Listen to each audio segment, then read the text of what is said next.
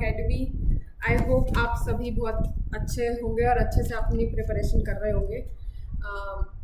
मैं परिणीता शर्मा और मैं आप सभी को इकोनॉमिक्स पढ़ाती हूँ। जैसा कि आपने पुराने 2 लेक्चर्स देख ही लिए होंगे और अगर नहीं देखे हैं तो पहले वो देखो, फिर ही नेक्स्ट वीडियो पे आना।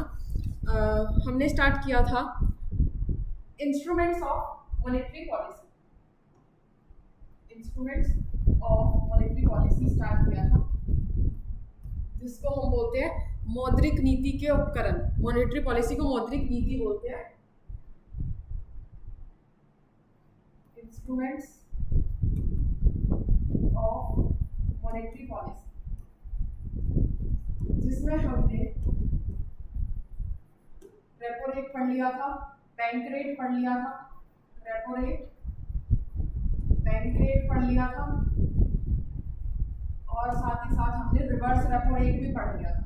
रिवर्स रेपो रेट, अगर किसी को इन सब चीज़ों में कोई डाउट है तो पूछ सकता है। क्या हो रहा है?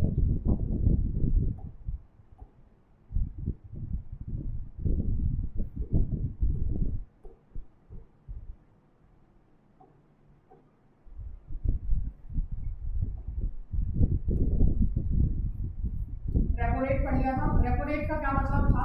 जिस रेट पे आरबीआई जो है सेंट्रल बैंक को लोन देता है, जिस रेट पे आरबीआई,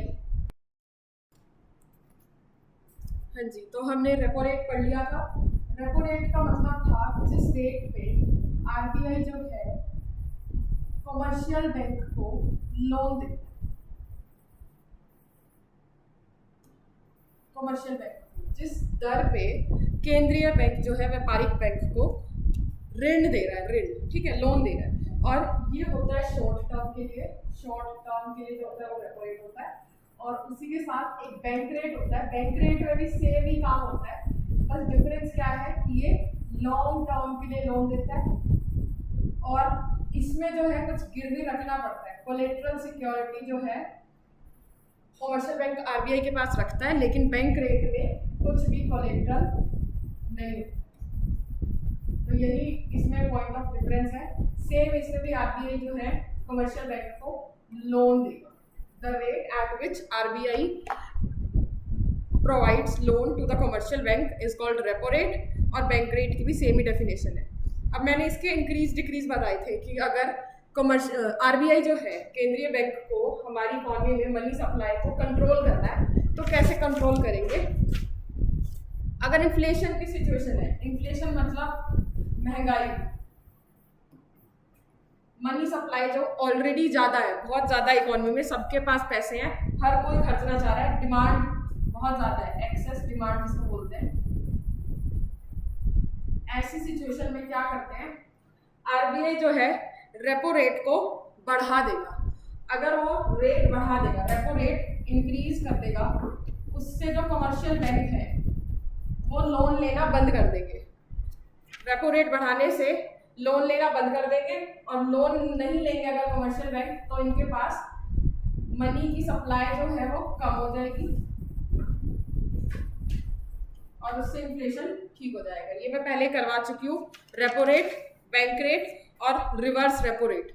अब हम आते हैं अपने नेक्स्ट इंस्ट्रूमेंट की तरफ।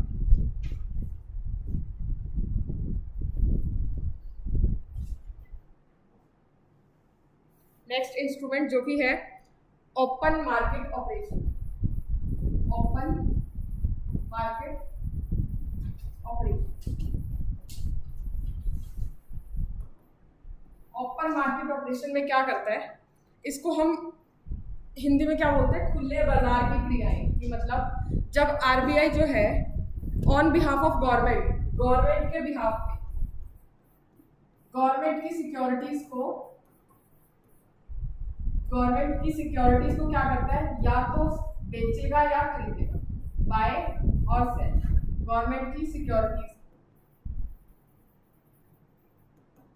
गवर्नमेंट के बिहाफ पे जब आरबीआई उनकी सिक्योरिटीज को खरीदता है या बेचता है, सेल या बाय, किसको? पब्लिक को। उसको क्या बोलते हैं? ओपन मार्केट ऑपरेशन कर रहे हैं। इससे भी मनी सप्लाई को कंट्रोल करता है आरबीआई इकोनॉमी में। कैसे करता है? अगर इन्फ्लेशन है इन्फ्लेशन है यानी कि महंगाई है, एक्सेस डिमांड है, हर चीज की डिमांड बहुत ज्यादा बढ़ी पड़ी है, तो क्या करेगा आरबीआई, जितनी भी सिक्योरिटीज होंगी, गवर्नमेंट की सिक्योरिटीज होंगी, उनको बाय करेगा। गवर्नमेंट की सिक्योरिटीज को खरीदेगा, किससे? पब्लिक से। अब गवर्नमेंट की सिक्योरिटी अगर उनसे खरीदेगा तो अब पब्लिक को पैसे देने पड़ेंगे, और जैसे ही वो पैसे देंगे उससे मनी सप्लाई क्या हो जाएगी? कम हो जाएगी। मनी सप्लाई कम हो जाएगी किससे? जब गवर्नमेंट की सिक्योरिटीज को बाय करेंगे। और ऐसे ही अगर इकोनॉमी में डिफ्लेशन की सिचुएशन है, डिफ्लेशन यानी कि डेफिसिट डिमांड, कोई भी खरीदना ही नहीं चाह रहा है कुछ भी, इस सिचुएशन में क्या करेगा आरबीआई? गवर्नमेंट की सिक्योरिटी को, डेफिसिट डिमांड है तो गवर्नमेंट की सिक्योरिटीज को सेल कर देगा। गवर्नमेंट सिक्योरिटीज को सेल कर देगा। इससे क्या होगा? अगर वो बेचेगा तो पैसे जाएंगे, ठीक है।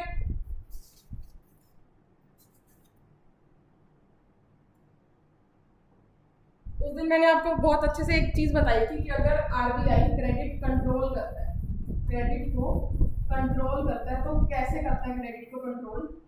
अगर तो है इन्फ्लेशन, इन्फ्लेशन तो वो अपनी पॉलिसी को स्ट्रिक्ट करेगा। इन्फ्लेशन है यानी कि डिमांड ज्यादा है लोगों की, यानी कि लोगों के पास मनी सप्लाई ज्यादा हुई पड़ी है। इस सिचुएशन में जो मॉनेटरी पॉलिसी लाएगा वो स्ट्रिक्ट लाएगा। स्ट्रिक्ट कि मतलब अगर रेट जितने भी होंगे, रेपो रेट, बैंक रेट, वो इंक्रीज करेगा, जिससे कि लिक्विडिटी का अगर किसी को मतलब नहीं पता, लिक्विडिटी होती है कि कितना इकोनॉमी में पैसा है, इकोनॉमी में कितना पैसा है, जिसको हम हिंदी में तरलता में बोलते हैं। लिक्विडिटी को सोक करने की कोशिश करेगा, इकोनॉमी से पैसा खींचने की कोशिश करेगा इन्फ्लेशन की सिचुएशन में, कि बहुत ज्यादा ही पैसे इकोनॉमी में गए हुए हैं, आरबीआई ने बहुत ज्यादा ही नोट छाप रखे हैं, तो इस सिचुएशन में स्ट्रिक्ट पॉलिसी करेगा। और अगर दूसरी सिचुएशन है जिसमें डिफ्लेशन है, यानी कि डिमांड नहीं कर रहा कोई भी, और मनी जो है ऑलरेडी कम है, लोगों के पास पैसे है ही नहीं खर्चने के लिए, तो डिमांड भी नहीं कर पा रहे हैं, ठीक है। इस सिचुएशन में क्या, इसको डिप्रेशन की सिचुएशन बोलते हैं, डिप्रेशन, डिफ्लेशन या डेफिसिट डिमांड। इस केस में क्या करेगा आरबीआई? इजी पॉलिसी, जिसमें क्या इंक्लूड होगा? रेट को कम करना। इसमें क्या करने की कोशिश करेगा? लिक्विडिटी को वापस से इंक्रीज करने की कोशिश करेगा कि इकोनॉमी में फिर से पैसा चला जाए और उससे डिफ्लेशन ठीक हो जाए। और ये जितने भी इंस्ट्रूमेंट्स है, repo rate, bank rate, reverse repo rate, open market operation, इसके थ्रू जो है लिक्विडिटी को ही एब्जॉर्ब करता है या फिर इंक्रीज करता है इकोनॉमी में।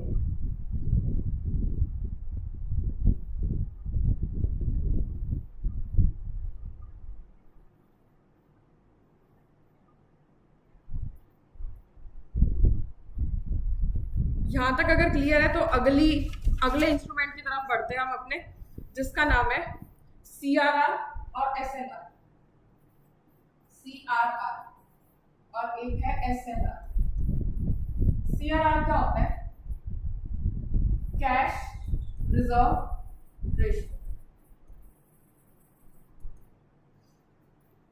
कैश रिजर्व रेशियो में क्या होता है? आरबीआई कहता है कॉमर्शियल बैंक्स को कि वो अपने टोटल डिपॉजिट का कुछ रेशो आरबीआई के पास रखते हैं। इसमें क्या कर रहे हैं? जितने भी कॉमर्शियल बैंक है, कुछ रेशो अपने किसका, टोटल डिपॉजिट का आरबीआई के पास रख रहे हैं, ठीक है।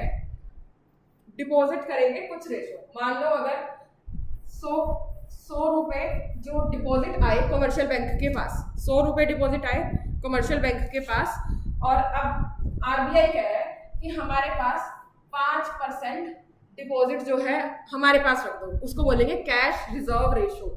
जितनी भी डिपॉजिट है उसका कुछ रेशो हमारे पास रख दो, कि अब आरबीआई के पास 5 रुपए रखने पड़ेंगे, किसको?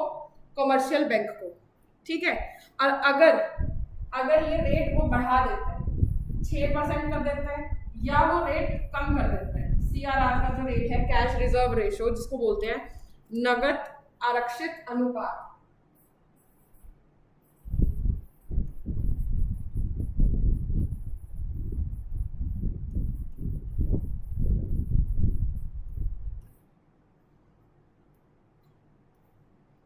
क्या होता है इसमें, टोटल डिपॉजिट का कुछ percentage of total deposit RBI के पास रखना होता है।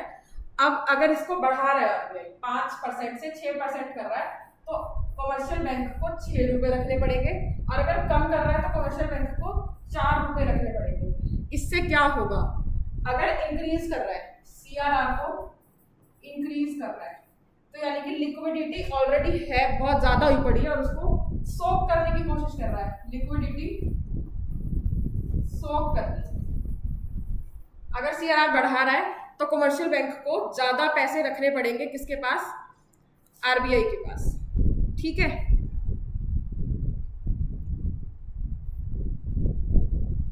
सीआरआर बढ़ाने से लिक्विडिटी सोक होगी, और सीआरआर अगर कम कर रहे हैं तो अब कम पैसे रखने पड़ रहे हैं, मनी सप्लाई जो है इंक्रीज हो जाएगी, मनी सप्लाई इंक्रीज हो जाएगी, और डिफ्लेशन कंट्रोल हो जाएगा, डिफ्लेशन कंट्रोल। और इससे क्या होगा, मनी सप्लाई जो है वो कम हो जाएगी और इन्फ्लेशन कंट्रोल हो जाएगा।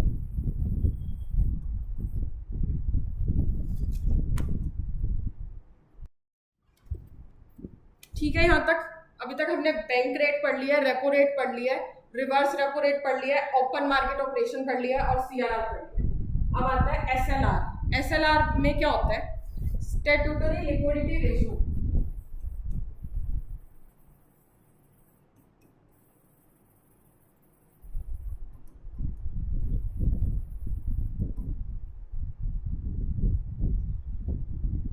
जिसको हिंदी में बोलते हैं साविधिक तरलता अनुपात।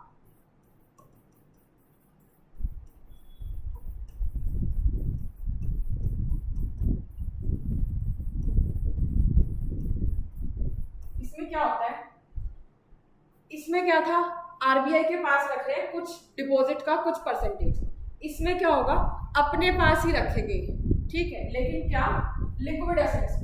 इसमें क्या होता है, कमर्शियल बैंक अपने पास ही रखता है लिक्विड एसेट के फॉर्म में कुछ परसेंटेज ऑफ डिपॉजिट्स, ठीक है, अपने टोटल डिपॉजिट का कुछ परसेंटेज अपने पास रखना होता है in the form of liquid asset. Liquid asset आप किसको बोलते हैं, ऐसी असेट जो कि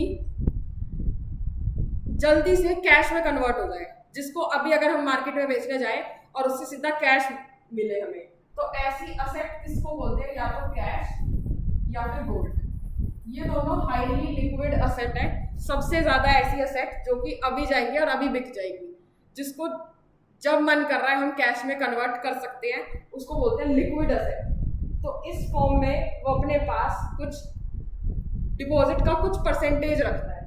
इसमें भी सेम यही चीज होगी, अगर 100 रुपए डिपॉजिट आ रहे हैं और 5% उसको रखना है, तो उसको 5 रुपए के ये कैश और गोल्ड खरीद के अपने पास ही रखने पड़ेंगे। स्टैट्यूटरी लिक्विडिटी रेशो, लिक्विडिटी को मेंटेन करने के लिए अपनी बैंक के अंदर, ठीक है। सेम इसका भी वही काम होगा जैसा सीआरआर का है।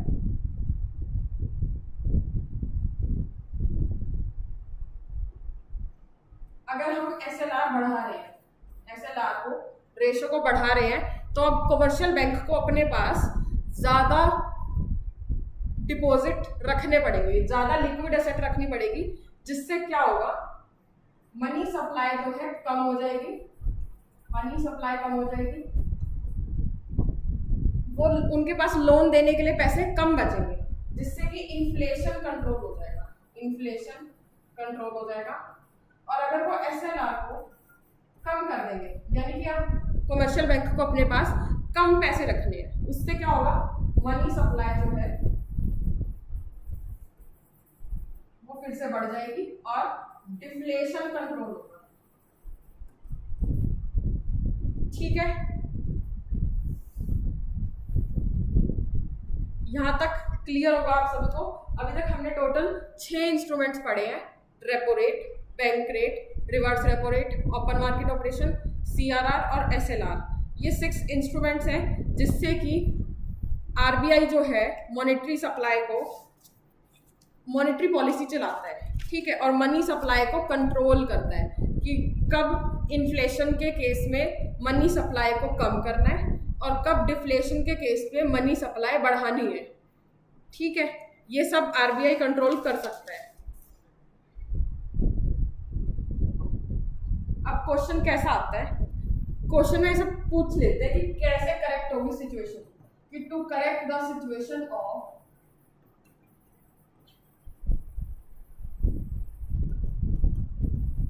Access demand. एक्सेस डिमांड यानी कि इन्फ्लेशन।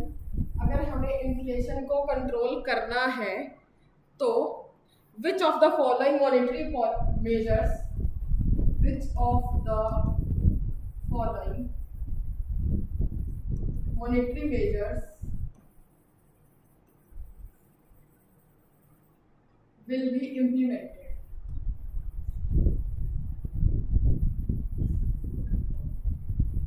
कि अब हमें क्या करना चाहिए अगर हमें एक्सेस डिमांड को कंट्रोल करना है। एक्सेस डिमांड यानी कि इन्फ्लेशन, लोगों के पास ऑलरेडी बहुत सारा पैसा है, लोग डिमांड बहुत ज़्यादा कर रहे हैं। अगर हमें ऐसी सिचुएशन को कंट्रोल करना है और हम अगर RBI की जगह है तो क्या मॉनेटरी मेजर्स हम लेंगे। तो उन्होंने ऑप्शन दिए हुए हैं कि क्या इंक्रीज करोगे तुम, इंक्रीज नहीं लिखा, डिक्रीज करोगे रेपो रेट को, बी ऑप्शन, तुम डिक्रीज करोगे SLR,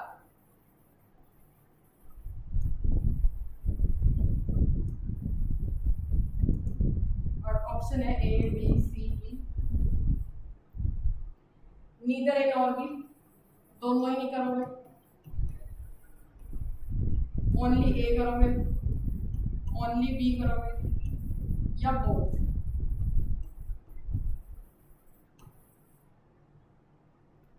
ऐसा क्वेश्चन है अगर कि एक्सेस डिमांड को कंट्रोल करने के लिए क्या करोगे, रेपो रेट को कम करोगे, SLR को कम करोगे, दोनों करोगे या दोनों ही नहीं करोगे। अब अगर एक्सेस डिमांड है यानी कि मनी सप्लाई पहले से ही बहुत ज्यादा है, डिमांड बहुत ज्यादा है, अब तुम्हें मनी सप्लाई क्या करनी है, कम करनी है मनी सप्लाई। रेपो रेट में क्या होता था, रेपो रेट ऐसा रेट जिसपे RBI जो है लोन दे रहा है, किसको, कमर्शियल बैंक को लोन दे रहा है। अब अगर रेपो रेट कम कर देंगे तो कमर्शियल बैंक और ज़्यादा लोन लेगा। अगर आपको कम इंटरेस्ट पे लोन मिलेगा तो ज़्यादा ही लेना प्रेफर करेगा हर कोई। तो कम करने से तो सिचुएशन ठीक हो ही नहीं रही है। अगर ज़्यादा लोन लेंगे तो मनी सप्लाई इकोनॉमी में बढ़ जाएगी, लोन लेंगे फिर आगे वो हमें पब्लिक को और ज़्यादा लोन देगा कमर्शियल बैंक, तो इससे तो ठीक नहीं होगा। रेपो रेट बढ़ाने से फिर भी कुछ हो सकता है कि अगर रेपो रेट बढ़ा दे, रेपो रेट बढ़ाने से क्या होगा, लोन कम लेगा, कमर्शियल बैंक लोन कम लेगा और लोन कम लेने से मनी सप्लाई कम हो जाएगी, मनी सप्लाई कम हो जाएगी और उससे इन्फ्लेशन ठीक हो जाएगा। ठीक है, तो ये तो गलत हो गया, हमें क्या करना था, रेपो रेट को बढ़ाना था। अब SLR क्या था, स्टैट्यूटरी लिक्विडिटी रेशियो, जिसमें क्या होता था, कमर्शियल बैंक अपने पास ही लिक्विड एसेट की फॉर्म में डिपॉजिट्स रखता था। अब अगर SLR को कम कर देंगे, यानी कि अब उसको अपने पास कम पैसे रखने हैं और उसके पास लोन देने के लिए ज्यादा पैसे हैं, लोन देने के लिए ज्यादा पैसे आ जाएंगे इस केस में, तो मनी सप्लाई इंक्रीज हो जाएगी। तो ये वाला पॉइंट भी गलत हो गया कि हमें क्या करना चाहिए था, SLR को बढ़ाना चाहिए था, जिससे क्या होता, उसको अपने पास ज्यादा डिपॉजिट्स रखने पड़ते और उससे भी क्या होती, मनी सप्लाई कम होती। तो ये पॉइंट भी गलत है, दोनों ही गलत हो गए। तो इसका answer neither A nor be, कि दोनों ही गलत है। हमें दोनों चीजें बढ़ाएंगे तभी एक्सेस डिमांड की सिचुएशन ठीक होगी। ठीक है, तो ऐसे आपको दिमाग चलाना पड़ेगा। और ये जितने भी 6 इंस्ट्रूमेंट्स हैं इनका इंक्रीज डिक्रीज, कि अगर इनको बढ़ाएंगे तो क्या चीज़ ठीक होगी और कम करेंगे तो क्या चीज़ ठीक होगी, ये पढ़ना पड़ेगा। अगला इंस्ट्रूमेंट आता है 7th instrument, marginal standing facility MSF जिसको बोलते हैं मार्जिनल स्टैंडिंग फैसिलिटी।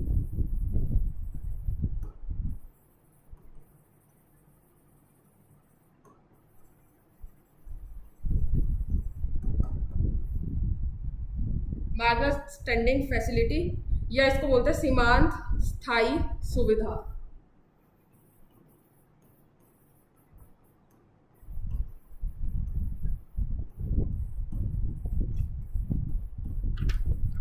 इसमें क्या होता है, अगर किसी भी कमर्शियल बैंक को एक दिन के लिए लोन लेना है, ओवरनाइट फैसिलिटी जिसको बोल देते हैं, ओवरनाइट सिर्फ एक दिन के लिए लोन लेना है, तो वो क्या करेगा, आरबीआई से सिर्फ एक दिन के लिए लोन ले सकता है। ठीक है, ये सेम जैसे रेपो रेट काम करता है वैसे काम करता है। अगर रेपो रेट बढ़ा देते हैं तो इन्फ्लेशन कंट्रोल हो जाता है, अगर रेपो रेट डिक्रीज कर देते हैं तो उससे डिफ्लेशन ठीक हो जाती है। ठीक है, तो ये सेम वही है।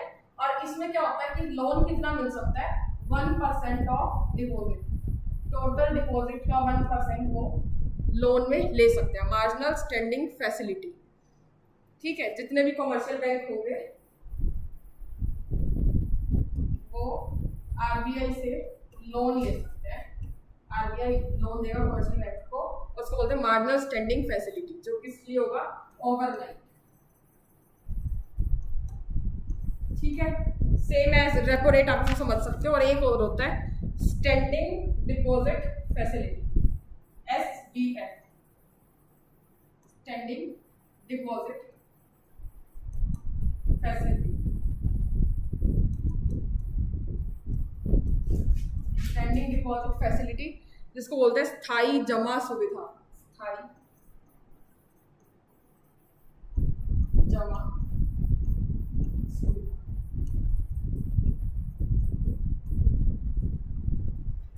इसमें क्या होता है, कमर्शियल बैंक जो है अगर उनके पास ज़्यादा पैसा है, उनकी लिमिट से ज़्यादा पैसा है, तो वो आरबीआई के पास डिपॉजिट करेंगे। ठीक है, फैसिलिटी प्रोवाइड करता है आरबीआई कमर्शियल बैंक को कि कमर्शियल बैंक जो है वो डिपॉजिट करेंगे, commercial bank deposit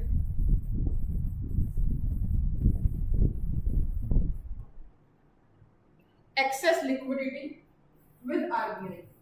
access liquidity, जितने भी उनके पास एक्स्ट्रा डिपॉजिट होंगे, access liquidity with RBI, RBI के साथ, आरबीआई के पास कर देते हैं विदाउट एनी कोलेटरल, बिना कुछ गिरवी रखे, without any collateral.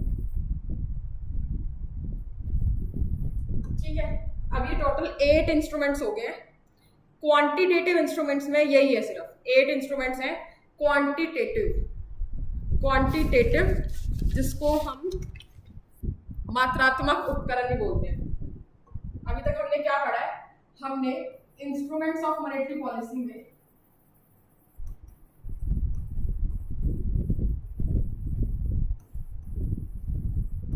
Quantitative instruments में मात्रात्मक उपकरण, quantitative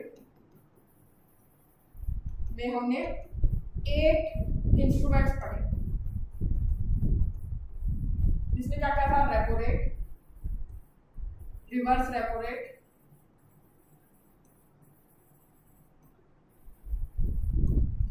bank rate,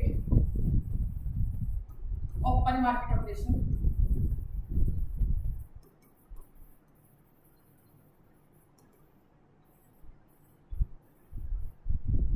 CRR, SLR, marginal standing facility, standing deposit facility. ये 8, कुछ कुछ इसमें सिमिलर भी है कि इंक्रीज करने से इन्फ्लेशन कंट्रोल होगी और डिक्रीज करने से डिफ्लेशन। अब आते हैं हम क्वालिटेटिव इंस्ट्रूमेंट्स पे। क्वालिटेटिव इंस्ट्रूमेंट्स जिसको हम बोलते हैं गुणात्मक उपकरण, गुणात्मक उपकरण।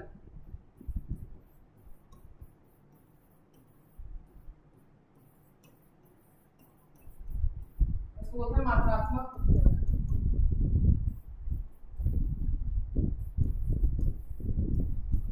इसमें अब सबसे पहला क्या आता है, credit rationing, credit rationing.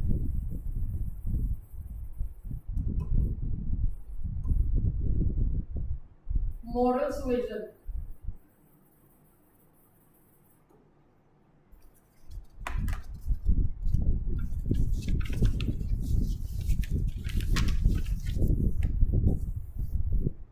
Margin requirement और डायरेक्ट टैक्स। 4 है इसमें, 8 इसमें और 4 इसमें। मार्जिन रिक्वायरमेंट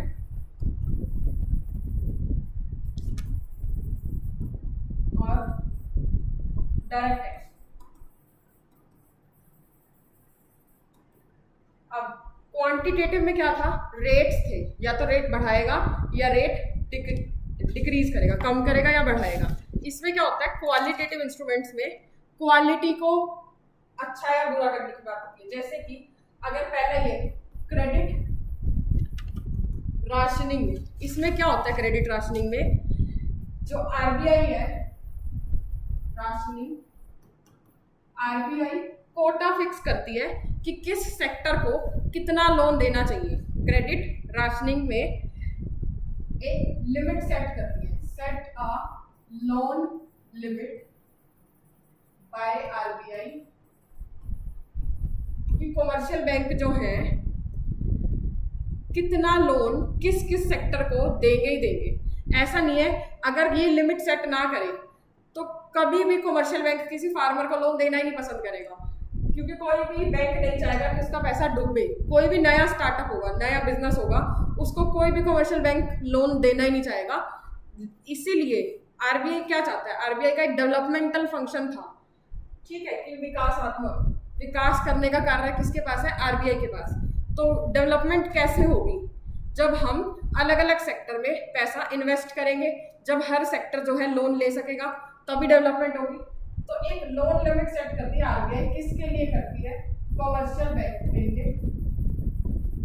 इसको कोटा फिक्सिंग भी कहते हैं, कि हर सेक्टर के लिए कोटा फिक्स करना, कि एग्रीकल्चर वालों को लोन देना ही देना है। ऐसे अगर टोटल लोन उनके पास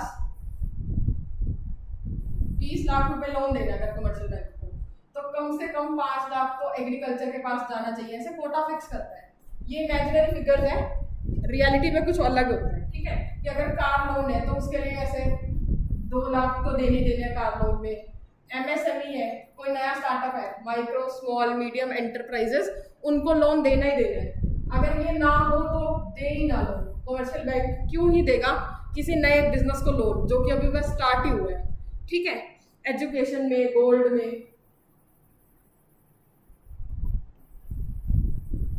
तो इसके थ्रू क्या करता है, आरबीआई फिक्स करता है कि इतना % ऑफ लोन तुम फार्मर्स को एग्रीकल्चर में दोगे ही दोगे, इतना % लोन इंडस्ट्री सेक्टर में दोगे ही दोगे, ठीक है। इससे क्या होती है, डेवलपमेंट होती है हर सेक्टर की, ठीक है। इंक्लूसिव डेवलपमेंट बोलते हैं इसको, हर एक सेक्टर डेवलप करेगा इससे, ठीक है। ये है पहला क्वालिटेटिव इंस्ट्रूमेंट।